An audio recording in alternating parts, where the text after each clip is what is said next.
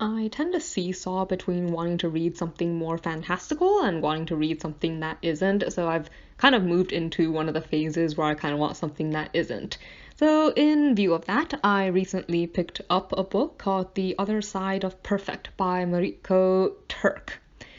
So this story is on a young woman called Alina who was an aspiring ballet dancer, but unfortunately, like at the beginning of this novel, she suffers a really, really bad injury, which means that she can never do ballet again. And because of this, like it kind of derails her entire life's plan since she's been working towards this goal of becoming a professional ballet dancer. It sounds like basically since she was very, very young and got her first set of ballet shoes.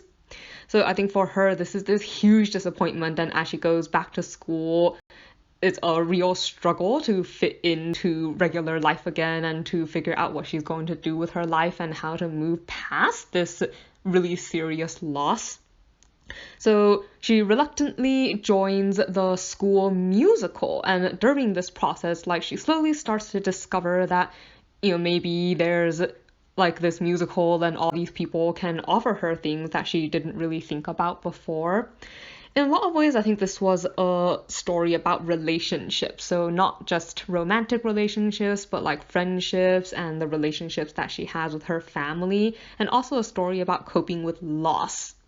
Actually, that's a huge focus because like for her, I think this struggle of never ever being able to pursue like something that was like an all-consuming passion as it really impacted her, and she feels like it's kind of broken something where you spend a lot of time being very angry and just not knowing how to move past, like feeling like you've kind of lost everything and have to figure out how to move that passion, I guess, onto how to find something else to give her life direction. And then this impacts the relationships that she has with all these other people.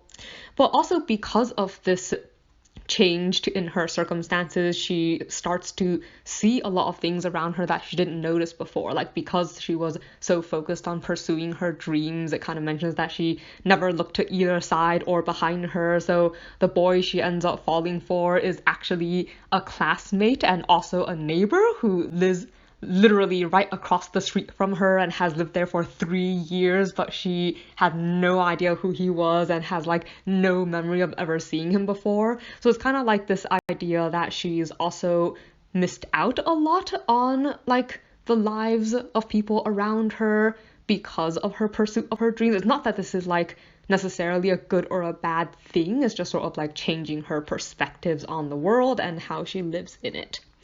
So this story, I think something I really appreciated about it was probably, so it uses her passion for ballet and dance to also talk a little bit about the way that some classical art forms and pieces might perpetuate like unhealthy stereotypes, and that just because certain things have always been done a certain way doesn't mean that's how it should be done, or that it's right and can't be changed.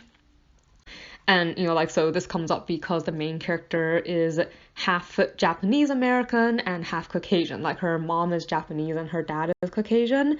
And, this kind of affected, for instance, the roles that she was given in the past in the ballet school that she went to. And anyways, like, she kind of has to come to grips with the fact that things aren't perfect. Like, even something she was really passionate about, devoted to, and really loved has its flaws, and that it's okay to acknowledge those flaws, and also like that over time, like with hard work, people can change them. So this idea of the combination of like flaws but also like pros or virtues and stuff in everything, like in people, in relationships and circumstances, plays a really big role throughout this entire book. I guess other than that, I don't really have any super strong feelings about this story. So I guess if you read a lot of like young adult romance, school fiction and stuff, it pretty much falls into that category, just has a slightly different focus since there aren't really a lot of, or at least I haven't seen a lot of stories where the main character wanted to be a ballet dancer, so I think that added a slightly different element, and I kind of enjoyed hearing about the way it went about doing like the musical and stuff. And since I did do some theater in high school too, I think I recognize like just some of what the kids did and like the kind of things they talked about and stuff like that. So yeah, other than that, like, so it depends on if that's the kind of story you like. In general, I do think it was a good story. It's just not necessarily something that was more serious, I guess. Like in general, it's pretty serious. Deals with a lot of very serious issues and serious emotions. So if that's something you like, I think it's worth trying.